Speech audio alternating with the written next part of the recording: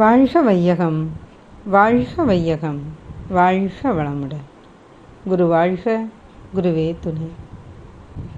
ஆசான் அருள் தந்தை வேதாதிரி மகரிஷி அவர்கள் நம்மோடு சுக்கமமாக நிறைந்து இந்த சிந்தனையை சிறப்பித்து தருவாராக. இன்றைய இந்த சிந்தனை நம் அனைவரது ஆன்மீக வாழ்வின் உயர்வுக்கு உதவ இறையருளையும் குருவருளையும் வேண்டி இன்று இந்த நல்ல வாய்ப்பை எனக்கு அளித்தமைக்காக இந்த இணையத்தில் இணைந்திருக்கும் அனைத்து அன்புள்ளங்களுக்கும் நன்றிகளையும் வாழ்த்துக்களையும் தெரிவித்து கொண்டு இந்த சிந்தனையை தொடங்குவோம். ஆரோக்கியம் நம் கையில் என்ற தலைப்பில் நாம் அருட்தந்தை அவர்கள் நமக்கு வடிவமைத்து கொடுத்த உடற்பயிற்சியை பற்றி ஒரு பயிற்சியாக பார்த்துக்கிட்டு இருக்கிறோம். அந்த வகையில் இன்றைக்கு கண் பயிற்சி இதை பற்றி நாம் பார்க்க இருக்கிறோம். கண்கள் உயிரினங்களுக்கு எவ்வளவு முக்கியம் அப்படிங்கிறத நாம் அறிவோம். நாம் வாழக்கூடிய இந்த உலகம் எவ்வளவு அழகானது அப்படிங்கிறத நம்ம கண்கள் மூலமே அறிந்து கொள்ள முடியும். உதாரணமாக நாம் நாவின் மூலம் சுவை உணர்ச்சியை உணர்ந்து உண்ணுவதற்கு முன்னாடி கண்கள் தான் அந்த உணவை பார்க்குது. நம்முடைய 5 புலன்களை எடுத்துக்கொண்டாலும் கூட ஒவ்வொரு புலன்களும் ஒரு உணர்வை உணர்ந்தாலும் கூட அதை ஆரம்பத்தில் கண்களை கொண்டு பார்க்கும் ஒன்று தான் நடக்குது. இப்போ நாவின் மூலமாக நம்ம சுவை உணர்ச்சியை உணர்ந்து கொள்வதற்கு முன்னாடி கண்கள் தான் அந்த உணவை பார்க்குதுன்னு நம்ம பார்த்தோம். இதனால தான் உணவை தின்பண்டங்களை நம்முடைய பார்வைக்கு முதல்ல ப்ரெசன்ட் பண்ணுறாங்க. ஒரு ஹோட்டல் இருக்குது, ஒரு ரெஸ்டாரண்ட் இருக்குது. ஹோட்டல் ரெஸ்டாரண்ட்டுன்னு போட்டால் போதாதா, வெளியே உணவு வகைகளை ஃபோட்டோ எடுத்து அழகாக டெக்கரேட் பண்ணி எண்ணெய் நெய் மினுமினுக்க ஏன் டிஸ்பிளே பண்ணணும்? சத்தம் இல்லாமல் அங்கே ஒரு பிறர் மன தூண்டுதல் நடந்து கொண்டு இருக்குது. இப்போ அதை பார்த்த உடனே நமக்கு என்ன செய்யுது, மனம் ஆசைப்படுது. நாவில் அந்த சுவை உணர்வு நரம்புகள் தூண்டப்படுது. நாம் உடனே அதை வாங்கி சாப்பிடணும் அப்படின்னு ஆசைப்பட்டு நம்ம உள்ளே போய் சாப்பிட உட்கார்றோம். இது உதாரணத்துக்கு தான். இது போலவே தொடு உணர்வு அப்படின்னு சொல்லக்கூடிய ஸ்பரிசம். ஒரு அழகான குழந்தை இருக்குது, அள்ளி கொஞ்சிறதுக்கு முன்னாடி கண்ணால் பார்க்குறோம் இல்லையா? பூ வாங்க கடைக்கு போகிறோம், எது ஃப்ரெஷ்ஷு எது அழகான பூவு அப்படின்னு பார்க்குறோம். அதுக்கப்புறம்தான் நுகர் உணர்வு. அன்பானவர்கள்ட்ட ஃபோனில் பேசுகிறோம், ஒலி உணர்வு. பேசுகிறதுலையே திருப்தி அடைஞ்சிடுறோமா? பல பேர் வெளிநாட்டில் வேலை செய்கிறாங்க. குடும்பத்தை விட்டு வருடம் ஒரு முறையாவது அவங்கள பார்க்குறதுக்காக மனைவி மக்கள் பெற்றவங்க உடன் பிறந்தவங்கள பார்க்கணும் அப்படிங்கிற ஒரு ஆர்வத்தில் பல லட்சம் செலவழித்து ஏன் ஓடி வர்றாங்க? இப்போ இந்த புலனின் கண்ணால் பார்த்து அறிவதும் அங்கே நடக்குது. இப்போது ஃபோன் மூலமாக நம்ம வீடியோ கால் அது இதுன்னு பேசினாலும் கூட நேரில் பார்த்து அவங்களோட சந்தோஷமாக மகிழ்ந்து இருக்கக்கூடிய ஒரு வாழ்க்கையை எதிர்பார்த்து தானே அவங்க வர்றாங்க. அப்போது எந்த புலன் என்றாலும் கண்ணால் பார்த்து அறிவது நடக்குது. இந்த கண்கள் எவ்வளவு முக்கியம் அப்படிங்கிறது பார்வை இல்லாதவங்கள்ட்டையும் கண் பிரச்சனை வந்தவங்கள்ட்டையும் கேட்டால் தெரியும்.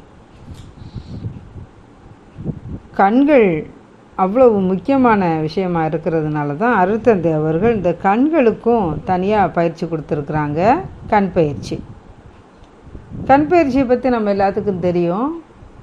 7 நிலைகளில் அந்த பயிற்சி அருட்தந்தை அவர்கள் கொடுத்துருக்காங்க.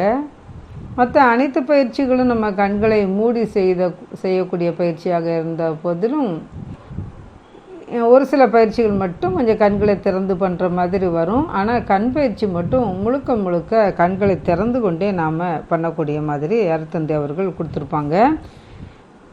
கைகளை நம்ம கோர்த்து வச்சுக்கிட்டு கட்டை விரலை முழுவதும் பார்த்து கொண்டு வஜ்ராசனத்தில் அமர்ந்து இந்த பயிற்சிகள் எல்லாத்தையும் நாம் செய்கிறோம். இப்போ அப்படி செய்யும்போது நம்ம கை எந்தெந்த பக்கம் போகுதோ அங்கேயெல்லாம் நம்மளுடைய தலையை திருப்பாமல் பார்வையை மட்டும் கொண்டு போய் நாம் இந்த பயிற்சியை செய்கிறோம். அந்த பயிற்சிகள் நம்ம செய்து கொண்டு இருக்கும் பொழுது கடைசியாக பார்த்தோம்னா கைகளை கொண்டு கண்களை மூடி அந்தந்த கைகளால் உள்ளங்கைகளால் அந்தந்த கண் மீது வச்சு 1 நிமிடம் கண் பொத்துதல் ஐ பாமிங் நாம் செய்கிறோம். இந்த பயிற்சிகள்லாம் நம்மளுக்கு எந்த அளவுக்கு உதவியாக இருக்குது அப்படிங்கிறத அதை நம்ம பண்ணி பார்க்குறதன் மூலமாக நம்மளுக்கு தெரியும். பயிற்சி பண்ணுவதற்கு முன்னாடி நம்முடைய கண்களின் நிலை என்ன, இப்போ அது ரெகுலராக நம்ம பண்ணிட்டு வரும்போது நம்ம கண்களுடைய நிலை எப்படி இருக்குது அப்படிங்கிறது நம்ம எல்லாருமே பார்த்துருக்கோம், அனுபவிச்சிருக்கோம். இப்போ இந்த 7 நிலைகளில் அந்த கண் பயிற்சியை நாம் செய்யும் பொழுது நமக்கு அவ்வளவு பலன்கள் கிடைக்குது. ஏன்னா கண்கள் மூலமாக தான் நமக்கு அதிக அளவு ஜீவகாந்த விரயம் நடக்குது. 83.23% கண்கள் மூலமாக தான் ஜீவகாந்தம் நமக்கு வெளியேறுது. இதற்கு ஒரு உதாரணமாக நம்ம எடுத்து பார்த்தோம்னா, மகாபாரதத்தில் காந்தார நாட்டு இளவரசி காந்தாரி இருப்பாங்க. அவங்க திருதராஷ்டிரனை திருமணம் முடிச்சுட்டு புகுந்த வீடு அந்த நாட்டுக்கு வரும்பொழுது அவருக்கு திருதராஷ்டிரனுக்கு கண் பார்வை இல்லாத ஒரு பிறவியிலிருந்தே, அப்போ தன்னுடைய கணவனுக்கு கண் பார்வை இல்லைங்கிற காரணத்தினால இவங்களும் தன்னோட கண்ணை கட்டிக்கிறாங்க. கட்டிக்கிட்டு அவர் பார்க்காத உலகத்தை நானும் பார்க்க வேண்டாம் அப்படிங்கிற ஒரு முடிவு எடுத்து அவரோட வாழ்ந்துக்கிட்டு வர்றாங்க. அப்போ அவங்களுக்கு குழந்தைகள் எல்லாமே பிறந்து துரியோதனன் இருக்கிறான். அப்போ போர் நடந்து கொண்டு இருக்கும்போது தன்னுடைய மகனை எப்படியாவது நம்ம காப்பாற்றணும், உயிர் போகாமல் நம்ம காப்பாற்றணுங்கிற ஒரு எண்ணத்தில் அவங்க ஒரு விஷயம் பண்ணுறாங்க. அதாவது துரியோதனன்ட்ட உடலில் இருக்கக்கூடிய எல்லா துணிகளையும் அகற்றிட்டு துணி இல்லாமல் பிறந்த மேனியாக தனக்கு எதிர வர சொல்கிறாங்க. அப்போது துரியோதனன் அந்த மாதிரி வந்து கொண்டு இருக்கும்போது கண்ணனுடைய சூழ்ச்சியால் அவர் எப்படி தாயாக இருந்தால் கூட எப்படி நீ பிறந்த மேனியாக போகலாம், இடையில ஒரு இடுப்புலையாவது ஏதாவது கட்டிக்கலாமே அப்படின்னு சொல்கிறாரு. அதை கேட்டு துரியோதனனும் சங்கடப்பட்டு இடுப்பில் ஒரு துணியை கட்டிட்டு வர்றான். அப்படி வரும்பொழுது காந்தாரி தன்னுடைய கண் கட்டை அவுத்துட்டு மகனை பார்க்குறாங்க. அப்போ என்ன நடக்குது அப்படின்னா, அவங்களுடைய கண்களில் இருந்து அவங்களுடைய ஜீவகாந்த ஆற்றலை சேமித்து வச்சுருக்காங்க இல்லையா, அத்தனை ஆற்றலும் சேர்ந்து துரியோதன் மேலே போய் ஒன்றா குமியுது. இப்போது நம்ம இந்த அருத்தந்தேவர்களுடைய பாடங்களை நாம் எடுத்துக்கொள்வதற்கு முன்னாடி அந்த கண்கள் மூலமாக நமக்கு இவ்வளவு ஆற்றல் சேமிப்பாகுது, இவ்வளவு ஆற்றல் விரயமாகுது, அதை சேமித்து வைக்கும்போது இவ்வளவு ஒரு கிடைக்குது, பவர் கிடைக்குது அதில் அப்படிங்கிற ஒன்று நமக்கு மகிழ்ச்சியோட பயிற்சிகளுக்கோ அவங்களை நாம் அணுகிறதுக்கு முன்னாடியே நம்மளுக்கு தெரியலை. ஆனால் இப்போ யோசனை பண்ணி பார்க்கும்போது அந்த காந்தாரிக்கு கண்களில் இருந்து அத்தனை வருடங்கள் திருமணமாகி வந்தபோது கட்டியிருக்கிறாங்க. இப்போ மகன் பெரிய மன்னனாக ஆகக்கூடிய இடத்துல இருக்கிறான். அப்போ இத்தனை வருஷங்கள் அடக்கி வச்சுருந்த அத்தனை அந்த ஆற்றலும் அந்த புலன்கள் மூலமாக கண்ணனும் புலன் மூலமாக செலவழிக்காமல் வைத்து கொண்டிருந்த ஆற்றல் எல்லாமே வெளிப்பட்டதுனால அவருடைய உடலில் அது பாஞ்சு உடல் முழுவதும் அப்படியே வஜ்ர மாதிரி அது இறுகிருச்சு. ஆனால் அந்த இடுப்பில் இருக்கக்கூடிய அந்த துணி கட்டியிருந்த இடம் மட்டும், தடுப்பு கட்டியிருந்த இடம் மட்டும் எப்பயும் போல் இருந்ததாகவும், அதனால் பீமன் தொடையில் அடித்து தான் நான் அவனை கொல்லுவேன் என்று சபதம் ஏற்றுக்கொண்டிருந்ததுனால தொடையில் அடித்து கொன்னதாகவும் நாம் பார்த்துருக்கோம். அப்போ அந்த அளவுக்கு அந்த கண்கள் மூலமாக ஜீவகாந்தம் நமக்கு விரயமாகிக்கிட்டே இருக்குது அப்படிங்கிறத இதில் தெரிஞ்சுக்கலாம். இதுக்காகத்தான் பஞ்சேந்திரிய தவம் கண்கள் மூலமாக அதில் வருது. ஒளி உணர்வு இந்திரியம் கண்கள். இது பண்ணும்போதே நமக்கு கண்களின் இயக்கம் செம்மையாகுது, ஆரோக்கியம் வருது அப்படிங்கிறது நாம் அருத்தந்தேவர்கள் மூலமாக தெரிஞ்சிருக்கோம். சுவை ஒளி ஊறு ஓசை நாற்றம் என்ற 5 வகை தெருவான் கட்டே உலகு அப்படின்னு தெய்வப்புலவர் திருவள்ளுவரும் சொல்லியிருக்கிறார். அப்போ அந்த 5 புலன்களில் ஒன்றாக இந்த கண்ணும் இருக்குது. இப்போ இந்த கண் பயிற்சிகள் எல்லாமே கண்களுடைய நலனுக்காக கொடுக்கப்பட்டது அப்படிங்கிறது நமக்கு நல்லா தெரிஞ்சிருக்கும்.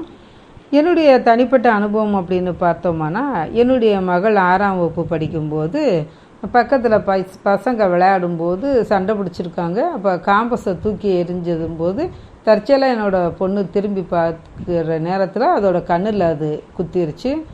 அப்போது கண் சிவந்துருச்சு, ஆஸ்பத்திரிக்கெலாம் கூப்பிட்டு போனோம். அப்போ ஏற்பட்ட அந்த ஒரு பக்கு மாதிரி அந்த கண்ணில் ஏற்பட்ட ஒரு விஷயம் இன்ன வரைக்கும் அவங்களுக்கு கண்ணில் ஒரு பிரச்சனை இருந்துக்கிட்டே இருக்குது.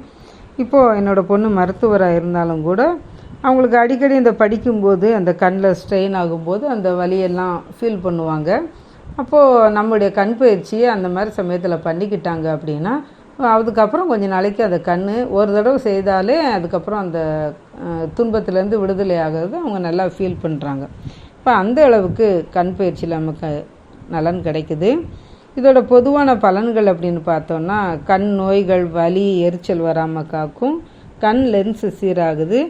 தொடர்ந்து செஞ்சுட்டு வந்தோன்னா போட்டிருக்கக்கூடிய கண்ணாடியை கூட நம்ம கழட்டிடலாம். இப்போ காலத்தில் அடிக்கடி மொபைல், கம்ப்யூட்டர் பார்க்குறதாலையும் தொடர்ந்து ஒரு விஷயத்தை பார்த்து கொண்டே இருக்கிற காரணத்தினாலையும் கண்கள் ட்ரை ஆகுது. இந்த ஈரத்தன்மை குறைஞ்சி கண்கள் உலர்ந்து போவது நடக்கிறதால இப்போ பார்த்தோன்னா நிறைய கிளாஸஸ் கூட ஆன்லைன் கிளாஸஸாக தான் இருக்குது. இந்த காரணங்களால் கண்களில் அரிப்பு, வலி, சிவந்து போதல் இது மாதிரி நடக்குது. அதே போல் விட்டமின் பற்றாக்குறையாலும் கண் பிரச்சனை வருது. கண்ணில் நீர் வடிதல், கண்ணில் ப்ரெஷர் இந்த மாதிரி பிரச்சனைகள் கூட இருக்குது. இது அனைத்துக்குமே நம்முடைய அருட்தந்தை அவர்கள் அருளிய இந்த பயிற்சி ஒரு வரப்பிரசாதமாகவே நமக்கு கிடைச்சிருக்கு. இதை நம்ம தொடர்ச்சியாக விடாமல் செய்து நம்முடைய கண்களை பாதுகாத்து கொள்வோம் என்று சொல்லிக்கொண்டு இந்த அருமையான வாய்ப்பளித்த அன்புள்ளங்களுக்கு நன்றி பாராட்டி இத்துடன் இந்த சிந்தனையை நிறைவு செய்து கொள்கிறேன். வாழ்க வளமுடன்.